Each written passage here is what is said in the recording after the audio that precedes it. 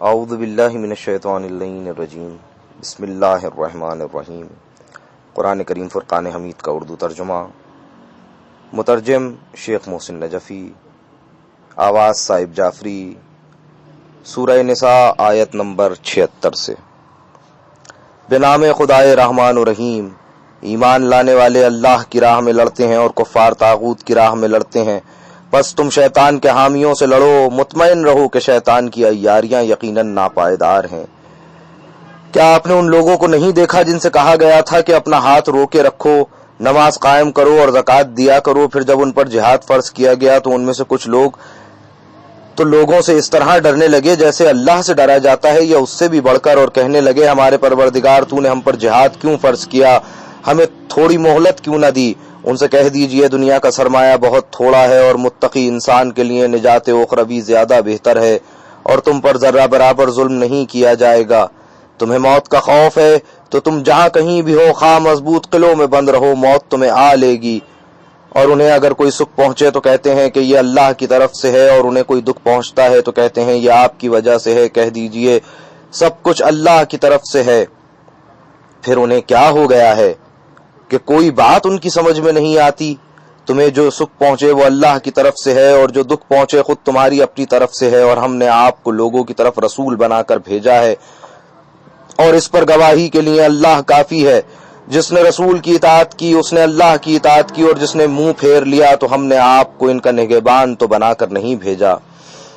اور یہ لوگ منہ پر تو کہتے ہیں کہ اطاعت کے لیے حاضر ہیں، لیکن جب آپ کے پاس سے نکلتے ہیں تو ان میں سے ایک گروہ آپ کی باتوں کے خلاف رات کو مشورہ کرتا ہے۔ یہ لوگ راتوں کو جو مشورہ کرتے ہیں اللہ اسے لکھ رہا ہے۔ بس اے رسول آپ ان کی پرواہ نہ کریں اور اللہ پر بھروسہ کریں، اور کارسازی کے لیے اللہ کافی ہے۔ کیا یہ لوگ قرآن میں غور نہیں کرتے؟ اور اگر یہ اللہ کے سوا کسی اور کی طرف سے ہوتا تو یہ لوگ اس میں بڑا اختلاف پاتے۔ اور جب ان کے پاس امن یا خوف کی خبر پہنچتی ہے تو وہ اسے خوب پھیلاتے ہیں، اور اگر وہ اس خبر کو رسول اور اپنے میں سے صاحبان امر تک پہنچا دیتے تو ان میں سے اہل تحقیق اس خبر کی حقیقت کو جان لیتے۔ اور اگر تم پر اللہ کا فضل نہ ہوتا اور اس کی رحمت نہ ہوتی تو چند ایک افراد کے سوا باقی تم سب شیطان کے پیروکار بن جاتے۔ اے رسول راہ خدا میں قتال کیجئے، آپ پر صرف اپنی ذات کی ذمہ داری ڈالی جاتی ہے، اور آپ مومنین کو ترغیب دیں۔ عین ممکن ہے اللہ کافروں کا زور روک دے، اور اللہ بڑا طاقت والا سخت سزا دینے والا ہے۔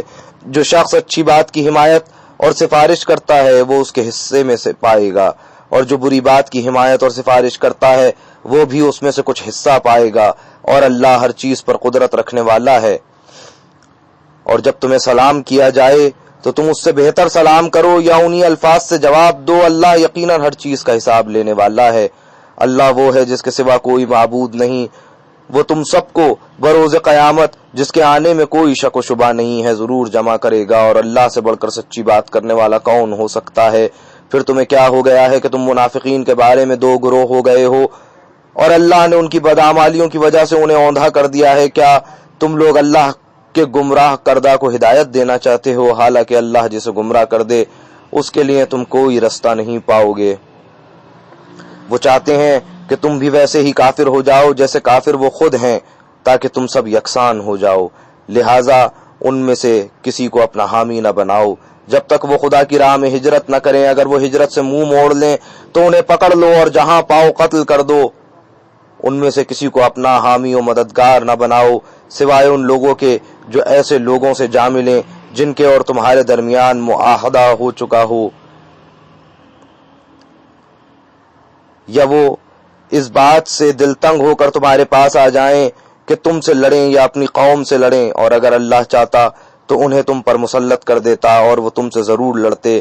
لہٰذا اگر وہ تم سے الگ رہیں اور تم سے جنگ نہ کریں اور تمہاری طرف صلح کا پیغام بھیجیں تو اللہ نے تمہارے لیے ان پر بالادستی کی کوئی سبیل نہیں رکھی ہے۔ ان قریب تم دوسری قسم کے ایسے منافق لوگوں کو پاؤ گے جو تم سے بھی امن میں رہنا چاہتے ہیں اور اپنی قوم سے بھی امن میں رہنا چاہتے ہیں، لیکن اگر فتنہ انگیزی کا موقع ملے تو اس میں اوندھے منہ کود پڑتے ہیں۔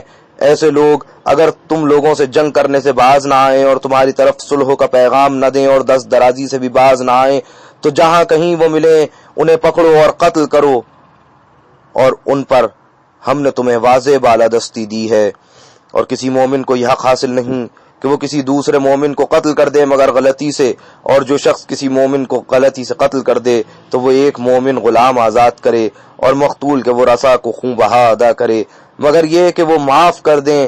پس اگر وہ مومن مقتول تمہاری دشمن قوم سے تھا تو قاتل ایک مومن غلام آزاد کرے، اور اگر وہ مقتول ایسی قوم سے تعلق رکھتا تھا جس کے ساتھ تمہارا معاہدہ ہو چکا ہے تو اس کے ورثاء کو خون بہا دیا جائے اور ایک غلام آزاد کیا جائے، اور جسے غلام میسر نہ ہو وہ 2 ماہ متواتر روزے رکھے۔ یہ ہے اللہ کی طرف سے توبہ، اور اللہ بڑا علم والا حکمت والا ہے۔ اور جو شخص کسی مومن کو عمدن قتل کر دے تو اس کی سزا جہنم ہے جس میں وہ ہمیشہ رہے گا، اور اس پر اللہ کا غضب ہے اور اس پر اللہ کی لعنت ہوگی، اور ایسے شخص کے لیے اس نے ایک بڑا عذاب تیار کر رکھا ہے۔ اے ایمان والوں، جب تم راہ خدا میں جہاد کے لیے نکلو تو تحقیق سے کام لیا کرو، اور جو شخص تمہیں سلام کرے اس سے یہ نہ کہو کہ تم مومن نہیں ہو، تم دنیاوی مفاد کے طالب ہو۔ اس سے یہ نہ کہو کہ تم مومن ہو، تم دنیاوی مفاد کے طالب ہو، جبکہ اللہ کے پاس غنیمتیں بہت ہیں۔ پہلے خود تم بھی تو ایسی ہی حالت میں مبتلا تھے، پھر اللہ نے تم پر احسان کیا، لہذا تحقیق سے کام لو، یقیناً اللہ تمہارے اعمال سے خوب باخبر ہے۔ بغیر کسی معذوری کے گھر میں بیٹھنے والے مومنین اور راہ خدا میں جان و مال سے جہاد کرنے والے یکساں نہیں ہو سکتے۔ اللہ نے بیٹھے رہنے والوں کے مقابلے میں جان و مال سے جہاد کرنے والوں کا درجہ زیادہ رکھا ہے۔ گو اللہ نے سب کے لیے نیک وعدہ فرمایا ہے، مگر بیٹھنے والوں کی نسبت جہاد کرنے والوں کا اجر عظیم ہے، مگر بیٹھنے والوں کی نسبت جہاد کرنے والوں کو اجر عظیم کی فضیلت بخشی ہے۔ ان کے لیے یہ درجات اور مغفرت اور رحمت اللہ کی طرف سے ہے، اور اللہ بڑا معاف کرنے والا اور رحم کرنے والا ہے۔ وہ لوگ جو اپنے آپ پر ظلم کر رہے ہوتے ہیں، جب فرشتے ان کی روحیں قبض کرتے ہیں تو ان سے پوچھتے ہیں تم کس حال میں مبتلا تھے؟ وہ کہتے ہیں کہ ہم اس سرزمین میں بے بس تھے۔ فرشتے کہیں گے کیا اللہ کی سرزمین وسیع نہ تھی کہ تم اس میں سے ہجرت کر جاتے؟ پس ایسے لوگوں کا ٹھکانہ جہنم ہے، وہ بہت بری جگہ ہے، بجز ان بے بس مردوں اور عورتوں اور بچوں کے جو نہ کوئی چارہ کر سکتے ہیں اور نہ کوئی راہ پاتے ہیں۔ عین ممکن ہے اللہ انہیں معاف کر دے، اور اللہ بڑا معاف کرنے والا بخشنے والا ہے۔ اور جو اللہ کی راہ میں ہجرت کرے گا وہ زمین میں بہت سی پناہ گاہیں اور کشائش پائے گا، اور جو اپنے گھر سے اللہ اور رسول کی طرف ہجرت کی غرض سے نکلے پھر راستے میں اسے موت آ جائے تو اس کا اجر اللہ کے ذمے ہو گیا، اور اللہ بڑا معاف کرنے والا رحم کرنے والا ہے۔ سورہ نساء آیت 76 آیت 100 اردو ترجمہ مکمل ہوا۔ خدا ہم سب کو قرآن پڑھنے، سمجھنے اور اس پر عمل کرنے کی توفیق عنایت فرمائے۔ وآخر دعوانا ان الحمد للہ رب العالمین، واللہم صل علی محمد